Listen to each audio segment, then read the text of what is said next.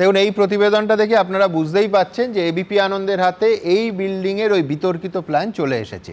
আমার সহকর্মী অর্ণব মুখোপাধ্যায় সেটা নিয়ে বিশেষজ্ঞদের সঙ্গে কথাও বলেছেন। কালকে এ নিয়ে আরও বিস্তারিত রিপোর্ট আমরা দেখাব। অনেকেই বলছেন যে চূড়ান্ত ত্রুটিযুক্ত নকশার কারণে স্ট্রাকচারাল ফেলিয়ার ঘটছে।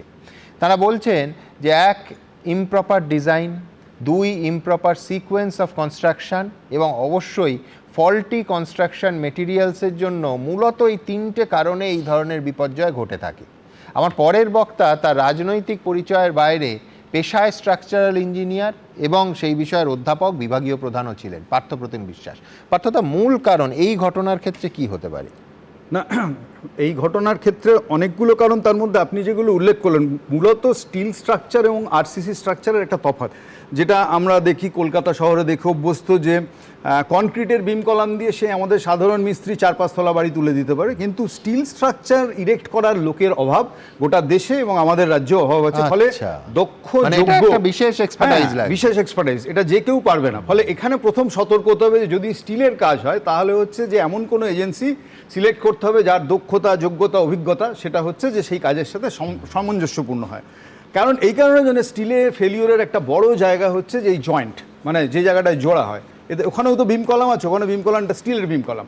ফলে সেখানে যে জয়েন্ট হয়, ওয়েল্ডেড জয়েন্ট হবে অথবা বোল্টেড জয়েন্ট হবে, কিছু একটা হবে। ওই জয়েন্ট যদি ফেল করে যায় তাহলে এন্টায়ার ভারবাহী কাঠামো আপনি যত শক্তপোক্তই করুন না কেন গোটাটা পড়বে। এবং ইন্টারেস্টিংলি যদি একটা জয়েন্ট যদি কোথাও ফেল করে তাহলে তার বাঁদিক, ডান দিক, সামনে, পেছনে যে বা যারা আছে তারা প্রত্যেকেই হচ্ছে তাসের ঘরের মতো ভাঙবে। ফলে এই কারণের জন্য যেটা ডিজাইন যতটা গুরুত্বপূর্ণ তার সাথে ইরেকশন অফ দি এন্টায়ার ট্রাস যেটা তৈরি হয় সেটা হচ্ছে ইকুয়াল ইম্পর্টেন্ট। ফলে sequences of construction and material of construction both important. এখানে ইম্পর্টেন্টলি যে প্রশ্নটা উঠে আসলো যে প্ল্যানে ত্রুটি ছিল কিনা। দেখুন, প্ল্যানে 2-3 রকমভাবে ত্রুটিটা হয়। এক হচ্ছে যে স্যাংশন করাইনি, প্ল্যান বানিয়েছি, এটা এক ধরনের, এটা তো নয়, বোঝাই যাচ্ছে। হ্যাঁ, কিন্তু প্ল্যান এখানে স্যাংশন করা তো হয়েছিল এবং যারা স্যাংশন করেছিলেন তাদের মধ্যে কেউ কেউ এখন বলছেন ত্রুটি আছে বা গাফিলতি ছিল। এখন দেখুন, গাফিলতি তো এমনি হয় না, আপনি পয়েন্ট আউট করেছেন খুব সঙ্গত কারণেই যে শহরে বিল্ডিং বানানোর সময় হচ্ছে স্কোয়ার ফুট রেটে ঠিক হয় দাম, মানে ঘুষের। ফলে সেখানে সেই ঘুষের একটা অংশ একেবারে কেএমসি পর্যন্ত যাবে না, এটা তো আমরা কেউ অস্বীকার করতে পারি না।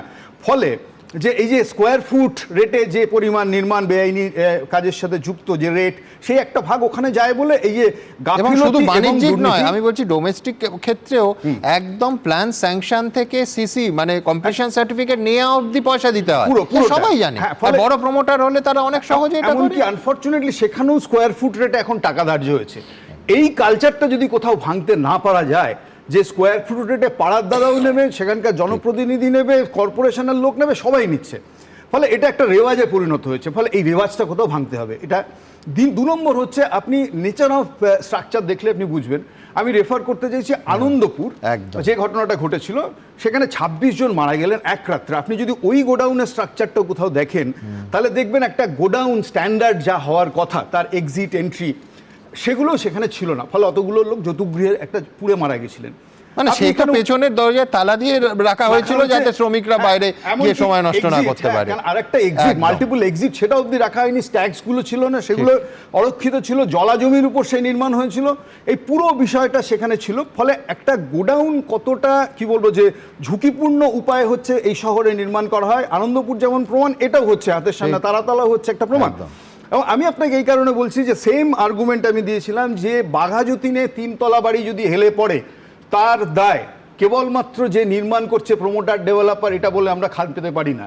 তার দায় হচ্ছে যে আমাদের শহর সুরক্ষিত রাখার দায় যাদের, শহরের পুরো প্রশাসন, তারা কোনোভাবে সেই দায় এড়াতে পারে না। ফলে বাঘাযতীনের যদি বাড়ি হেলে যায় তাতে প্রমোটার, ডেভেলপার যতটা দায়ী, কোনো অংশে কম দায়ী নয় হচ্ছে যে পুরো প্রশাসন, এবং জনপ্রতিনিধিদের ভূমিকাও হচ্ছে নিশ্চয়ই আতশ কাছের তলায় আসবে। আমি খুশি যে আমাদের নতুন মুখ্যমন্ত্রী, মাননীয় মুখ্যমন্ত্রী শুভেন্দুবাবু বলেছেন যে আমাদের এই শহরে বেআইনি বাড়ি যা আছে, এবং সেই বেআইনি বাড়িতে এমন এমন লোকের নামও আছে, বিধায়কও আছেন, জাভেদ খান সম্ভবত, একদম তার 70-80টা বাড়ি আছে শুনেছেন। শুভেন্দুবাবু নিজেই বলেছেন 90টার বেশি আছে অন ক্যামেরা।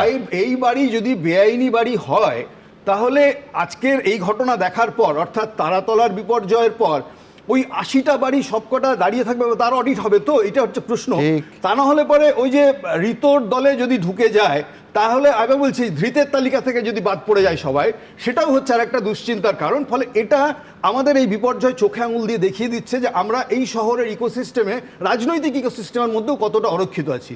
এবং আমি আপনাকে যে কারণের জন্য লাস্ট যে কথাটা আমাদের মানে বলা দরকার, যে দুর্নীতি আমাদের এই পুরো প্রশাসন পরিচালনার ক্ষেত্রে বলছিলেন না শুধু ত্রুটি, আমি বলছি এই যদি প্ল্যানটা পাস হয় এবং ত্রুটিপূর্ণ প্ল্যান পাস হয় তাহলে তার পেছনেও দুর্নীতির র্যাকেট কাজ করেছে। কারণ আমি বলছি জনপ্রতিনিধিরা, আমি গত পুরসভাগুলো পরিচালনা তো আমরা দেখেছি, সেখানে জনপ্রতিনিধিরা পাড়ায় পাড়ায়, কাউন্সিলররা more precisely, they took very important role to get sanction plan from এতে, কত তাড়াতাড়ি হবে, কত তাড়াতাড়ি কোন প্রজেক্ট হবে, এ যেন সেই জনপ্রতিনিধিদের হচ্ছে তাড়া ছিল। ফলে সেই জনপ্রতিনিধিরাও যেন আতশ কাছের তলায় আসেন, তারাও যেমন একদম। পালিয়ে যাওয়া বিভিন্ন রকম হেলমেট পরছেন এক একজন এক এক রকম ভাবে, সেই হেলমেটগুলো যেন তারা পরার সুযোগ কেউ না পান, এইটুকু হচ্ছে এই শিক্ষাটা যেন আমরা নিই। এবিপি আনন্দ, এগিয়ে থাকে, এগিয়ে রাখে।